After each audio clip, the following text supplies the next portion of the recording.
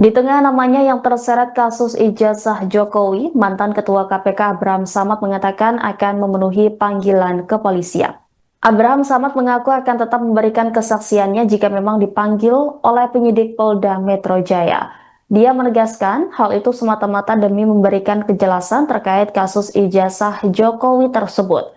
Namun demikian, Abraham Samad menegaskan tidak akan memenuhi panggilan polisi ketika memang menurutnya kasus ijazah Jokowi tidak langsung berhubungan dengannya.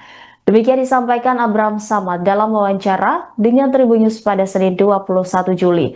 Dalam kesempatan yang sama, Abraham merasa heran ketika namanya dikaitkan dalam kasus ijazah Jokowi hingga disebut masuk dalam 12 orang terlapor di Polda Metro Jaya. Dia pun menduga dikaitnya dengan kasus ijazah Jokowi karena dirinya memiliki kanal YouTube bernama Abraham Samad Speak Up. Adapun kanal tersebut memang kerap membahas tentang isu nasional terkini dalam bentuk siniar atau podcast dengan menghadirkan narasumber tertentu. Kasus ijazah Jokowi pun pernah dibahas oleh Abraham Samad dalam kanal YouTube miliknya dengan menghadirkan narasumber yaitu politisi senior PD Perjuangan Beator Suryadi pada 22 Juni lalu. Sementara Beator merupakan sosok yang sempat menyebut bahwa ijazah Jokowi adalah palsu dan dibuat di Pasar Pramuka Pojok, Jakarta Pusat.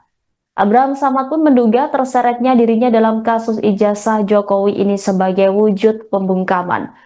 Berdasarkan informasi yang diterimanya, dia menyebut dirinya tidak sendiri sebagai terlapor dalam kasus ini, tetapi ada pula orang lain yang kerap membahas soal kasus ijazah Jokowi turut terseret.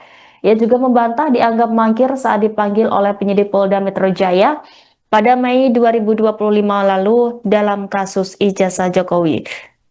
Dia mengaku tidak pernah menerima surat pemanggilan dari kepolisian. Misalnya kita dipanggil, terus saya lihat panggilannya itu memang bertujuan untuk membuat terang perkara ini, membuat jelas perkara ini, maka saya akan hadir memberikan keterangan supaya perkara ini menjadi jelas dan terang. Kira-kira seperti ya, saya lagi pikirkan kalau ini misalnya hanya mentarget saya, menyasar saya dan beberapa YouTuber serta podcaster yang lain, wah ini saya akan melawan.